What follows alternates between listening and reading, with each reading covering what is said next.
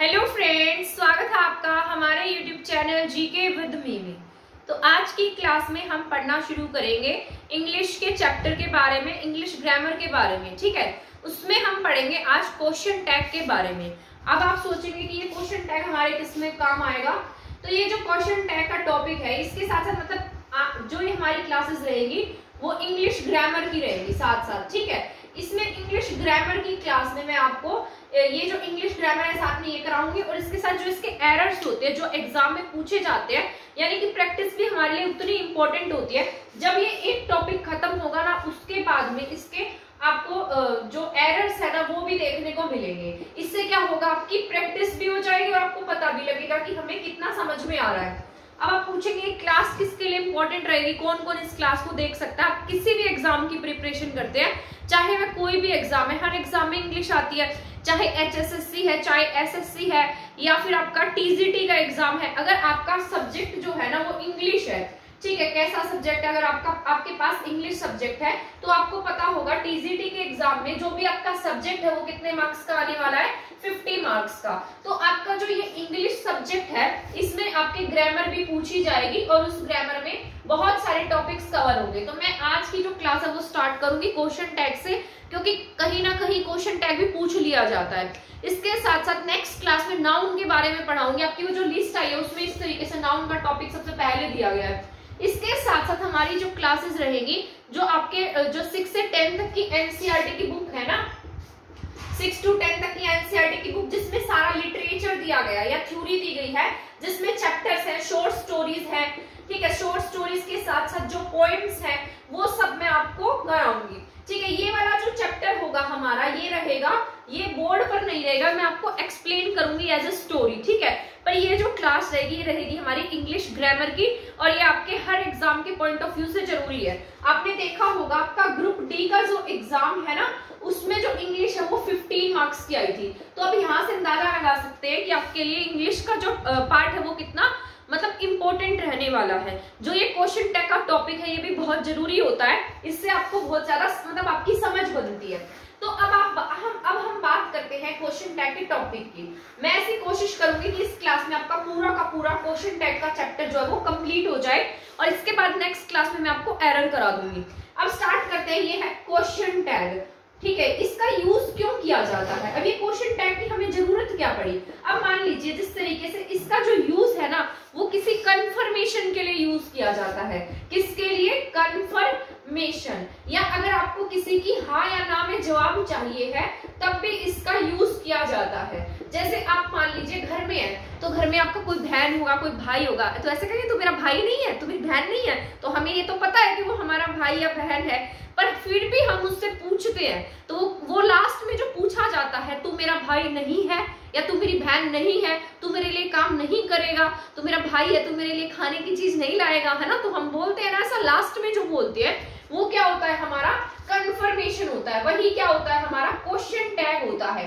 ठीक है, इसीलिए हम जो ये कंफर्मेशन है, हाँ या ना में जवाब के लिए किसका यूज कर देते हैं, क्वेश्चन टैग का, यानी कि एक रिस्पॉन्स के लिए हम इसे यूज करते हैं एज अ रिस्पॉन्स। रिस्पॉन्स किससे मिलेगा, सामने वाले इंसान से, जिससे हम कुछ पूछ रहे हैं, जिससे हम क्वेश्चन पूछ रहे हैं। तो ये रिस्पॉन्स कौन देता है, सामने वाला। ये किसके लिए यूज किया जाता है, रिस्पॉन्स के लिए, कंफर्मेशन के लिए, सामने वाले के जवाब के लिए। जो लास्ट में जो इस तरीके से ये इस तरीके का जो टैग होता है वही क्या होता है, आपका क्वेश्चन टैग होता है।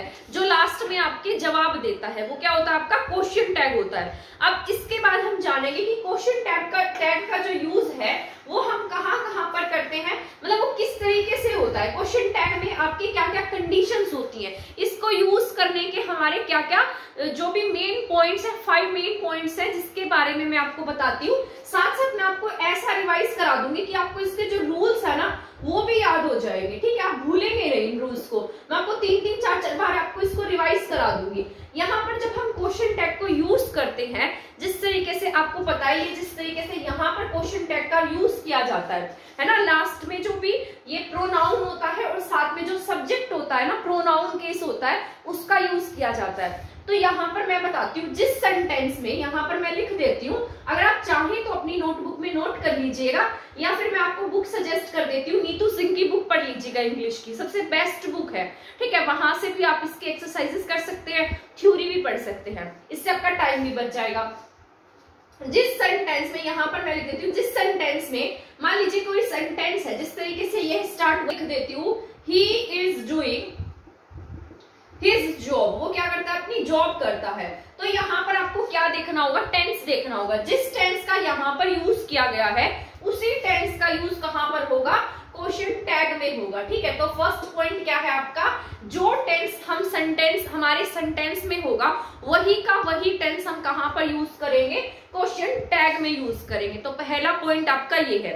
इसके बाद में सेकंड पॉइंट है कि जिस तरीके से यहाँ पर जैसे राम लिखा है, श्याम लिखा है, ठीक है, या फिर और कुछ लगा लीजिए, जैसे टेबल है, चेयर है, ये कुछ भी यहाँ पर आप ऐसा लगाइए। अगर यहाँ प्रोनाउन केस नहीं है, कोई सब्जेक्टिव केस है, जिस तरीके से किसी का नेम है, तो आप क्या करेंगे, क्वेश्चन टैग में इन नेम का यूज आप नहीं करेंगे। ठीक है, तो क्वेश्चन टैग में हम जब क्वेश्चन टैग बनाते हैं तो वहां पर हम इसका प्रोनाउन केस ही यूज करते हैं, जो इसका प्रोनाउन फेस होगा वही यहाँ पर यूज किया जाएगा। जैसे राम तो ही है, तो इसका प्रोनाउन केस क्या होगा, यहाँ पर ही यूज किया जाएगा।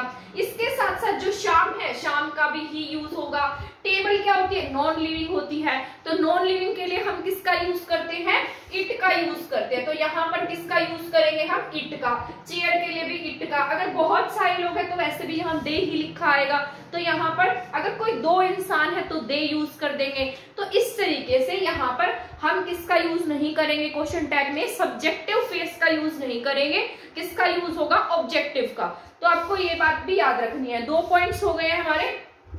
इसके बाद थर्ड पॉइंट मैं आपको बताती हूँ, जिस तरीके से यहाँ ही लिखा है, शी लिखा है, या कुछ भी है, ठीक है, तो अगर हम इसको एज क्वेश्चन टैग में यूज करते हैं, इस तरीके से यहाँ पर क्वेश्चन टैग बनाते हैं, तो जो ये बड़ा लेटर है फर्स्ट वाला, ये क्या होगा, वहां पर प्रोनाउन केस में छोटा यूज किया जाता है। इस तरीके से यूज होता है। अगर आपको ऑप्शन में ये ऐसे दिखाई देता है तो वो गलत माना जाएगा। ठीक है, इसी तरीके से आपके पास ऑप्शन आएंगे। अगर ऑप्शन में आपके पास बड़ा प्रोनाउन का जो फर्स्ट लेटर है वो बड़ा है तो वो रॉन्ग माना जाएगा। ठीक है, और यहाँ पर जो वर्ब यूज होगी वो भी आपके स्मॉल लेटर्स में यूज होगी। तो आपको ये बात भी याद रखनी है। इसके बाद हम इसके बाद मैं आपको बताती हूँ नेक्स्ट पॉइंट। ठीक है, अगर आपका जो क्वेश्चन टैग है, ये मोस्ट इंपॉर्टेंट बात है, इसके बिना आपका क्वेश्चन टैग क्या होता है, अधूरा है। अगर यहाँ पर आपका जो सेंटेंस है, यहाँ इस तरीके से सेंटेंस दिया गया है, अगर ये पॉजिटिव है, ठीक है, कैसा है ये, पॉजिटिव, तो इसका जो क्वेश्चन टैग होगा वो कैसा हो जाएगा, वो मस्ट है कि वो नेगेटिव होगा। ठीक है, कैसा होगा, नेगेटिव। अगर यहाँ पर क्वेश्चन टैग जो है, फिफ्थ पॉइंट मैं आपको बता रही हूँ, अगर यहाँ पर क्वेश्चन टैग नेगेटिव है तो आप यहाँ पर किसका यूज कर देंगे, पॉजिटिव का। ठीक है, यहाँ आपका टेंस कैसा बन जाएगा, क्वेश्चन टैग पॉजिटिव होगा। ठीक है, तो ये 5 पॉइंट है जो आपको एकदम से अपने दिमाग में फिट कर लेने हैं, क्योंकि ये आपके एग्जाम में इन्हीं से आपका जो क्वेश्चन टैग है वो काम करता है। तो मैं एक बार आपको रिवाइज करा देती हूँ। पहला पॉइंट जो हमने पढ़ा है कि जो सेंटेंस यहाँ पर होगा उसी सेंटेंस में क्या आएगा, हमारा क्वेश्चन टैग आएगा। ठीक है, सेकेंड पॉइंट, यहाँ पर अगर नाउन केस है तो इसका क्वेश्चन टैग कैसा होगा, प्रोनाउन होगा, ही, शी, इट, दे, इन फॉर्म में होगा।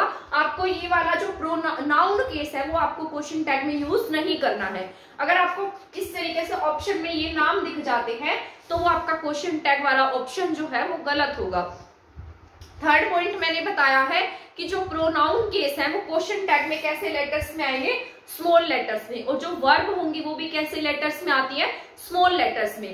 केवल जो आई है ना वो ही एक्सेप्शन है, आई ही बड़े लेटर में यूज होता है, बाकी सभी आपके जो है ये स्मॉल लेटर्स में यूज किए जाते हैं। इसके बाद मैंने आपको बताया है, अगर आपकी स्टेटमेंट पॉजिटिव है तो आपका क्वेश्चन टैग नेगेटिव होगा। अगर आपकी जो स्टेटमेंट नेगेटिव है तो क्वेश्चन टैग कैसा होगा आपका, ये पॉजिटिव होगा। तो ये जितनी बातें हैं एकदम दिमाग में इनको फिट कर लेना, क्योंकि ये आपके एग्जाम में मतलब इन्हीं के बेसिस पर क्या चलेगा, आपका क्वेश्चन टैग चलेगा। अब कुछ ऐसी वर्ब होती हैं, मैं यहाँ पर लिख देती हूँ, क्योंकि उनके बिना भी आपका क्वेश्चन टैग क्या है, अधूरा है। जो वर्ब होती है उसको शॉर्ट फॉर्म में हम किस तरीके से लिखते हैं, क्वेश्चन टैग में उनका यूज कैसे किया जाता है, वो मैं यहाँ पर नोट डाउन कर देती हूँ।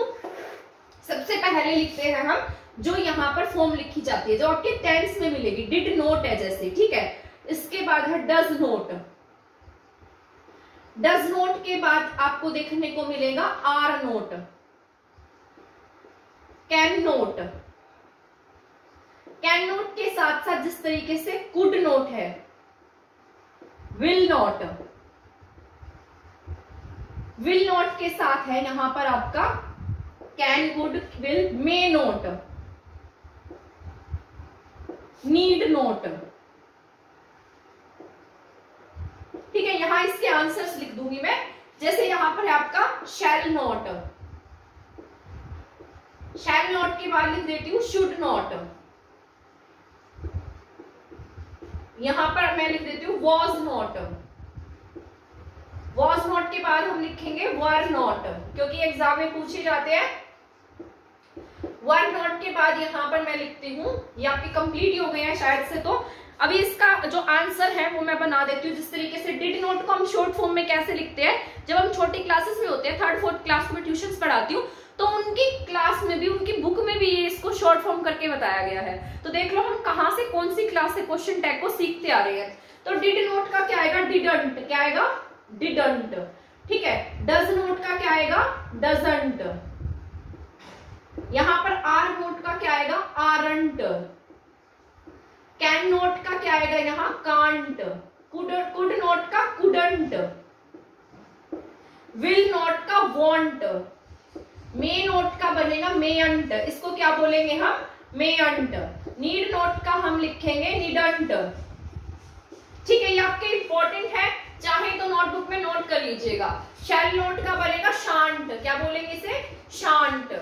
शुड नॉट का शुडंट, क्या बनेगा यहाँ, शुडंट। ठीक है, इसके बाद में वॉज नॉट का वॉजंट, क्या बनेगा यहाँ, वॉजंट। वर नॉट का क्या बनेगा यहाँ पर, वरंट। ठीक है, तो ये आपके, और एक और बताती हूँ, एम नोट है। ठीक है, एम नोट का एमंट कभी नहीं बनेगा, ये एक्सेप्शन है, इसका बनेगा आपका आरंट। ठीक है, आपको अगर क्वेश्चन टैग में एम नोट दिखाई देता है, सेंटेंस में एम नोट दिखाई देता है, तो उसका क्वेश्चन टैग कभी भी एम नोट नहीं बनता है, उसका क्वेश्चन टैग या तो बनेगा आपका आरंट। ठीक है, क्या बनेगा यहाँ पर, आरंट। इसका क्वेश्चन टैग आपका हैज नोट है। ठीक है, हैज नोट का बनेगा हैजंट। हैव नोट का हैवंट। ठीक है, क्या बनेगा यहाँ पर, हैव नोट का हैवंट, यहाँ पर बनेगा हैवंट। ठीक है, हैड नोट का बनेगा हैडंट, क्या बनेगा यहाँ, हैड नोट का आपका हैडंट। तो आपको ये भी याद रख लेना है। तो यहाँ पर आपके 16 हो चुके हैं, इसको एक बार रिवाइज कर लेते हैं। सबसे पहले लिखा गया है डिड नोट का क्या है, डिडंट। ठीक है, डज नोट का क्या होगा, डजंट। आर नोट का क्या होगा, आरंट। कैन नोट का क्या होगा, कांट। ठीक है, कुड नोट का क्या होगा, कुडंट। विल नोट का क्या होगा, वॉन्ट। मे नोट का क्या होगा, मेयंट। ठीक है, नीड नोट का क्या होगा, निडंट। यहाँ पर शैल नोट का क्या होगा, शांट। शुड नोट का क्या होगा आपका, शुडंट। इसके बाद वॉज नोट का क्या होगा, वॉजंट। यहाँ पर वर नोट लिखा है, तो वर नोट का क्या होगा, वरंट। इसके बाद में कैन नोट लिखा, सॉरी एम नोट लिखा है, एम नोट का क्या होगा आपके, आरंट। इसके बाद हैज नोट है, तो हैज नोट का क्या होगा, हैजंट। इसके बाद आपका हैव नोट का क्या है, हैवंट। इसके बाद है हैड नोट का क्या होगा, हैडंट। तो आप ये इसको नोट भी कर सकते हैं, चाहे तो आप इसको अपनी नोटबुक में लिख लीजिएगा, अदरवाइज अगर आपके पास नीतू सिंह की बुक है तो वहां से देखकर आप इसको चैप्टर को कंप्लीट कर सकते हैं। इसके बाद हम नेक्स्ट पढ़ते हैं, मैं इसको इरेज कर देती हूँ, आपने यहाँ पर इसको नोट ही कर लिया होगा, तो यहाँ पर मैं अभी इसे इरेज कर देती हूँ। इसके बाद मैं आपको बताऊंगी कि किस तरीके से जो एवरीबॉडी होता है, एवरीवन है, समबडी है, इन सब के साथ में हम किसका यूज करते हैं, क्योंकि वो क्वेश्चन टैग भी क्या आपका बहुत जरूरी है। मतलब ये जो पॉइंट्स मैं आपको बताने जा रही हूँ, ये सभी क्या आपके एग्जाम के पॉइंट ऑफ व्यू से जरूरी है और ये एग्जाम में पूछे जाते हैं। कि यहाँ पर जिस तरीके से कुछ वर्ड्स होते हैं जो अपने साथ में वर्ब तो कैसे लेते हैं, सिंगुलर लेते हैं, लेकिन उनका जो क्वेश्चन टैग होता है वो हमेशा कैसा होगा, वो हमेशा प्लूरल में होगा। जिस तरीके से कुछ वर्ड्स हैं, जैसे आपके पास ईच है, ठीक है, ईच के साथ एवरीबॉडी है, ठीक है, एवरीवन है, एवरीबॉडी, एवरीवन, समबडी, समवन। ठीक है, ईच, एवरीबॉडी, एवरीवन से नन है, नन, नोबडी, ये सभी कैसे हैं, ये वैसे तो अपने साथ में वर्ब हमेशा कैसी लेंगे, सिंगुलर लेंगे, ये जो बातें मैं आपको बता रही हूँ आपके नाउन के टॉपिक में भी जरूरी है। ये आपका जो नाउन का टॉपिक होगा उसमें ये सभी बातें आपको पढ़ाई जाएंगी और वहां पर ये आपके काम आएंगी, ठीक है। और ये क्वेश्चन टैग में तो काम आती ही है। जो ईच है, एवरीबडी है, एवरीवन है, समबडी है, समवन है, नन है, नोबडी है, ये सब कैसे होते हैं? ये वैसे तो अपने साथ वर्ब कैसी लेते हैं? सिंगुलर लेते हैं, ठीक है। अपने साथ सिंगुलर वर्ब लेते हैं और सिंगुलर वर्ब लेते हैं, पर इनके साथ में जो क्वेश्चन टैग आता है, क्वेश्चन टैग कैसा आएगा इनके साथ? हमेशा प्लूरल फॉर्म में होगा। इनके साथ कैसा होगा क्वेश्चन टैग? प्लूरल फॉर्म में। यानी कि जिस तरीके से यहां मैं लिख देती हूं everyone has right to vote, यानी कि हर किसी को वोट का अधिकार है। तो यहाँ पर मैंने क्या लिखा है? एवरीवन, ठीक है। तो यहाँ मैंने क्या लिखा? एवरीवन। यहाँ पर वर्ब क्या है आपके? हैज। तो यहाँ पर जो ये जो वर्ब होगी क्या चेंज हो जाएगी? आपके हैव बन जाएगी। और यहाँ क्या आ जाएगा? हैवंट। यहाँ पर किसका यूज है? वन का। वन का है तो इसका मतलब यहाँ कोई ना कोई क्या होगा? पर्सन होगा, है ना। पर जब हम इसका टैग चेंज करते हैं तो यहाँ पर वैसे तो ये सिंगुलर होता है, लेकिन जब हम इसका टैग बदलते हैं तो यहाँ पर ये क्या आ जाएगा? हैजंट दे, ठीक है। तो यहाँ पर ये किसका यूज हो जाएगा? यहाँ पर प्लूरल का यूज होगा, ठीक है। तो ये बात आपको याद रख लेनी है, किसका यूज हो जाता है यहाँ पर? प्लूरल का। तो ये पॉइंट आपको एकदम दिमाग में फिट बिठा लीजिएगा।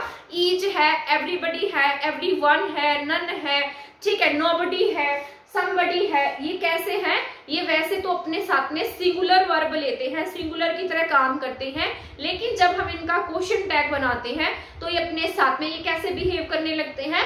प्लूरल की तरह। तो इनके साथ में जो क्वेश्चन टैग है वो कैसा हो जाता है? प्लूरल हो जाता है, ठीक है। ये पॉइंट, कुछ पॉइंट ऐसे होते हैं जो मतलब जो कैसे बिहेव करते हैं? नेगेटिव की तरह बिहेव करते हैं। कुछ वर्ड्स होते हैं ऐसे जो किसकी तरह बिहेव करते हैं? नेगेटिव की तरह। वो भी मैं यहाँ इरेज करके लिख देती हूँ। वो जब टेंस में आ जाते हैं, यानी कि जब हम जो ये पूरा टेंस होता है आपके टेंस में अगर उनका यूज हो जाता है तो उसका क्वेश्चन टैग हमेशा पॉजिटिव होता है। जैसे यहाँ पर हार्डली है, कौन सा वर्ड है? हार्डली, ठीक है। सेल्डम है, कैसा वर्ड है? सेल्डम। रेयरली है, कैसा वर्ड है? रेयरली है, हार्डली है, सेल्डम है। फ्यू है, ठीक है, क्या है? फ्यू है, लिटिल है। हार्डली है, सेल्डम है, रेयरली है, फ्यू है और लिटिल है। ये कैसे वर्ड है? आपके नेगेटिव वर्ड होते हैं। ये सेंटेंस को कैसी सेंस देते हैं? नेगेटिव सेंस देते हैं। तो जब भी ये किसी सेंटेंस में यूज हो जाते हैं तो ये अपने साथ मतलब कैसा बना देते हैं? सेंटेंस को अपने जैसा नेगेटिव बना देते हैं, ठीक है। तो हमें क्वेश्चन टैग में किसकी जरूरत नहीं होती? नोट की जरूरत नहीं होती है, क्योंकि ये पहले ही अपने साथ में क्या ले आए हैं? नोट ले आए हैं। और ये यहाँ पर कैसे यूज हो जाते हैं? क्वेश्चन टैग में एज अ पॉजिटिव काम करते हैं। अगर ये सेंटेंस में यूज किए गए हैं और ये सेंटेंस को नेगेटिव सेंस बना देते हैं, नेगेटिव सेंस बनाने के बाद हमारा क्वेश्चन टैग कैसे काम करने लगता है? पॉजिटिव की तरह। तो हमारा क्वेश्चन टैग हमेशा कैसा होगा? पॉजिटिव होगा। जब भी ये किसी सेंटेंस में यूज होंगे तो उस सेंटेंस को नेगेटिव सेंस देते हैं। आई होप यहाँ तक की क्लास आपको समझ में आ गई होगी। इससे नेक्स्ट क्लास में जितने भी रूल्स रह गए हैं वो मैं आपको करा दूंगी, क्योंकि ऐसे क्लास भी आपकी बहुत लेंथी हो जाएगी, ठीक है, और ऐसे आपके दिमाग में भी पूरी खिचड़ी सी बन जाएगी। तो नेक्स्ट क्लास में मैं आपको पूरा कंप्लीट बता दूंगी। मैंने पूरे अपने नोट्स बना रखे हैं, जितने भी इंपॉर्टेंट पॉइंट्स हैं ना वो सब मैं आपको बता रही हूँ, जो आपके एग्जाम के पॉइंट ऑफ व्यू से जरूरी है, ठीक है। ये 4-4, 5-5 घंटे की जो घंटे की क्लास से मैंने अपने नोट्स बनाए हैं वो बस मैं आपको यहाँ एक्सप्लेन कर रही हूँ, जिससे कि आपको मेन पॉइंट्स जो है वो पता लग जाए कि आपको क्या पढ़ना है। तो यहाँ पर मैं आपको इस तरीके से रिवाइज भी करा देती हूँ ताकि आपको आसानी हो। तो आज की क्लास में हमने कुछ पॉइंट्स पढ़ लिए हैं। आई होप आपको वो रिवाइज भी हो गए होंगे, क्योंकि मैंने साथ ही रिवाइज करा दिए थे। फिर भी आपको लगे कि आपको रिवीजन की जरूरत है तो एक बार अपनी कॉपी पर जितना भी पढ़ा है सब लिख कर देख लेना, वापस से रिकॉल हो जाएगा। नेक्स्ट क्लास में मैं आपको इसके आगे का टॉपिक पढ़ा दूंगी। ये क्लासेस आप देख लेना, आपके सीटी मेंस के लिए और भी अदर एग्जाम्स के लिए इंपॉर्टेंट रहेंगी। तब और डीएसएस, जो आपका डीएसएसबी का एग्जाम है ना, DSSB का, जो भी टीचिंग की प्रिपरेशन कर रहा है उसके एग्जाम के पॉइंट ऑफ व्यू से भी जरूरी रहेंगे, क्योंकि वहां 20 मार्क्स की इंग्लिश आती है। तो यहाँ से आप अंदाजा लगा सकते हैं इंग्लिश कितना मेजर पार्ट प्ले करती है किसी भी एग्जाम में। तो मिलते हैं हमारी नेक्स्ट क्लास में, इसी को कंप्लीट करेंगे, इसी चैप्टर को हम कंप्लीट करेंगे। अगर आपको लग रहा है कि ये क्लास किसी के लिए हेल्पफुल हो सकती है तो आप उसको शेयर कर देना। चैनल को सब्सक्राइब नहीं किया तो आप मेरे चैनल को सब्सक्राइब भी कर देना। थैंक यू, धन्यवाद।